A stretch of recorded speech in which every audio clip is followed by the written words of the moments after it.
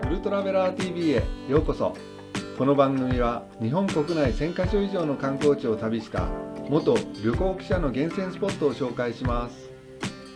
今回は春の世界遺産平泉芸備渓後編をお届けします。平泉は仏教浄土の考えで作られた建築、庭園、遺跡が唯一無二の理想世界を表現していることから世界遺産に認定されています。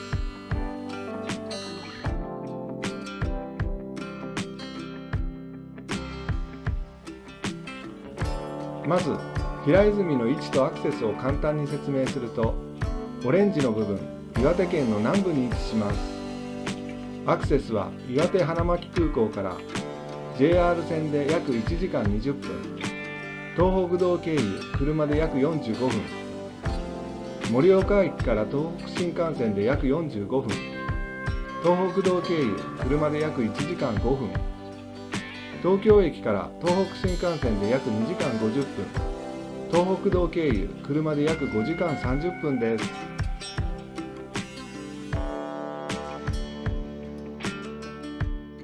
前編から数え3カ所目の世界遺産無料公園は藤原三代秀衡が造営しました。吾妻鏡では平泉の中心に位置する無料公園のそばには成長もあったと記されています。まさに政治の中心ですね。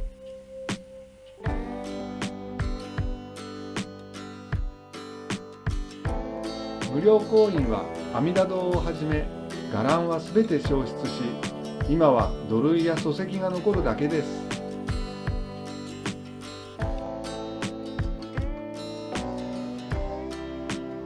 10円硬貨でおなじみ京都の宇治平等院鳳凰堂をモチーフにした王子の阿弥陀堂は、借景の金渓山と中心点が結ばれるように建てられ、稜線に沈む夕日が極楽浄土の世界観を作り出していたそうです。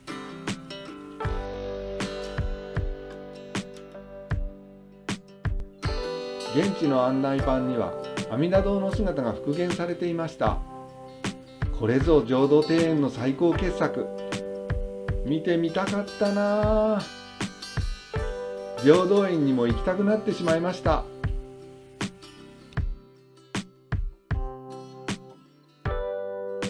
義経と書いて義渓と読む源義経を祀る高立義渓堂です。義経は兄頼朝に追われ平泉に逃げ延び、藤原氏三代秀衡の警護のため高立にいましたが、秀衡の子康衡が頼朝の圧力に耐えきれず襲撃したことで、義経とその妻子は高立で自害しました。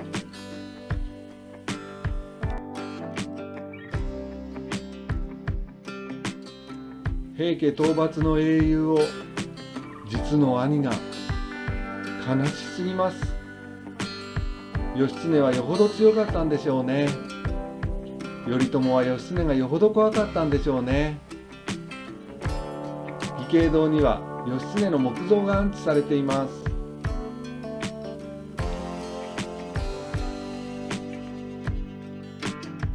奥の細道でこの地に寄った松尾芭蕉は、眼下に広がる北上川の景色を見ながらあの有名な句を詠みました。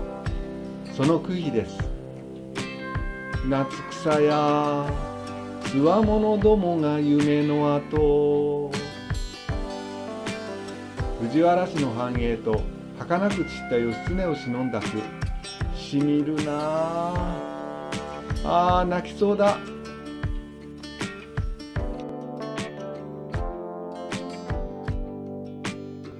義経や芭蕉が見た景色がこちら。北上川を眼下に束稲山の開放的な景観が望めます。西側には北上川に流れ込む衣川があります。武蔵坊弁慶が立ち往生した地です。また泣きそう。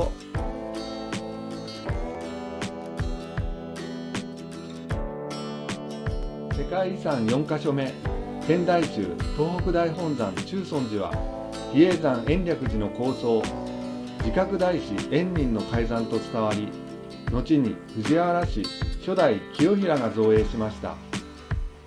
初代清衡が中尊寺、2代元平が毛通寺、3代秀平が無料コインだなんて、恐るべし藤原氏の財力。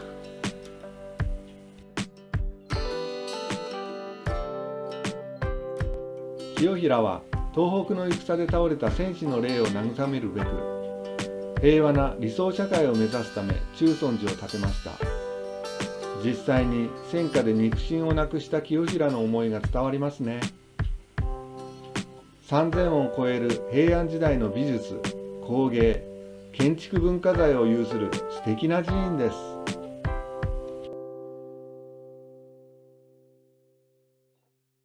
中尊寺は山全体の総称で、堂は全部で17を数えます。山内の中心を担う本堂は、上六釈迦如来を本尊に、天台宗の宗祖、伝行大師最澄より灯り続ける不滅の宝塔があります。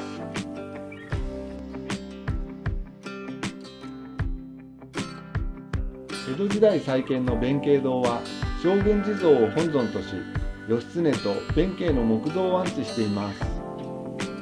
経蔵の本尊は岸文殊菩薩で、国宝の金糸金地一切経は宝物館に移されました。鎌倉時代建立の旧大井堂は、文字通り雨、風、雪から金色堂を守るために覆われた堂です。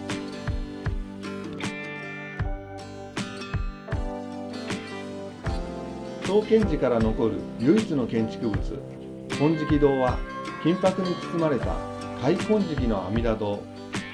仏壇をはじめ柱、蒔絵、装飾金具などディティールまでこだわった平安美術を今に伝えています。残念ながら金色堂内は撮影禁止ですが、藤原氏の底知れぬ財力を目の当たりにする絢爛豪華な姿は、一度見たら頭から離れません。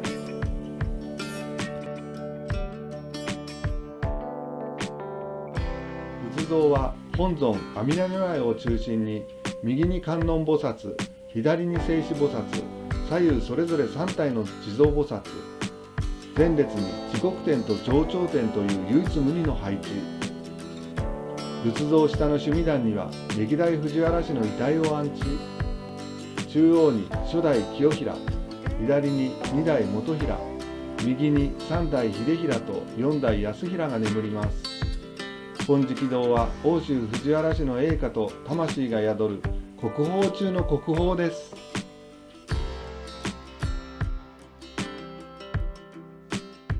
中尊寺の目の前にある平泉文化史館。平泉の栄華をもっと詳しく知りたい方は、ぜひ立ち寄ってみてはいかがですか。学術調査に基づく貴重な模型や資料などを展示していますよ。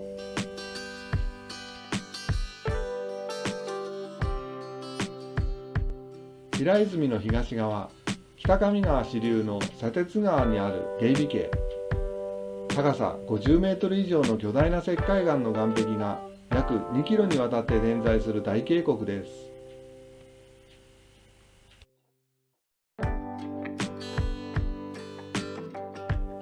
情緒あふれる船下りは往復約90分の船旅で、16カ所の見どころと芸美渓しか味わえない体験が楽しめますよ。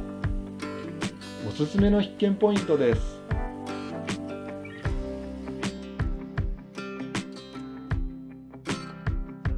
主なポイントを紹介すると、往路終盤に現れる総府岩と小府岩。夫の方は高さ約90メートルで壮大ないでたち。夫人の方は岩が女性の横顔に似ています。向かい合う2つの岩は、船が近づくと夫人が夫に寄り添うように見えます。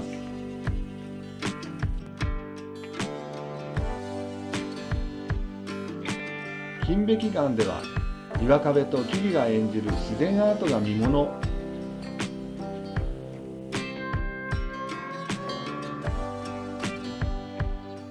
航路一番奥に位置する馬稜岩は、岩の稜線が馬の頭で、頂上に生える赤松がたてがみに見えるんだとか。獅子ヶ鼻は岩の中腹に獅子の鼻のように見える突起物があり、芸美系の名の由来になった岩です。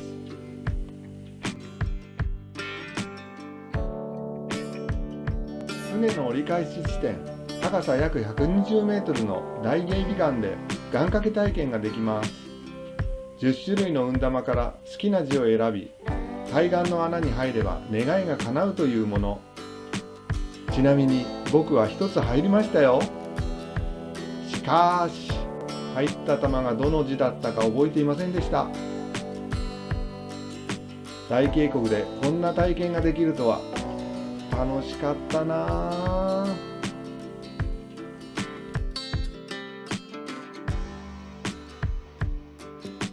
袋は100年にわたって船頭が歌い継ぐ芸美系の風物詩、芸美酔い分け。幻想的な世界に船頭の歌声が響く。これぞ旅の醍醐味シャンセね。しびれるなあ。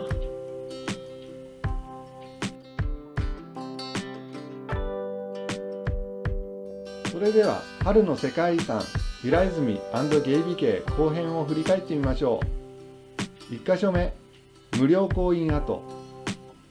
2箇所目、高立義兄堂。3箇所目、中尊寺。4箇所目、芸美系でした。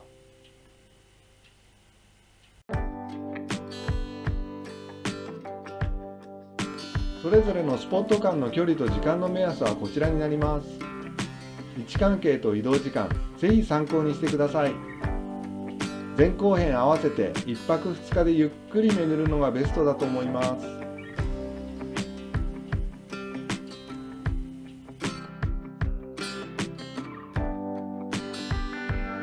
皆さんの応援が本当に励みになります。ぜひ評価とチャンネル登録をお願いします。最後までご視聴いただきありがとうございました。次回もどうぞお楽しみに。またお会いしましょう。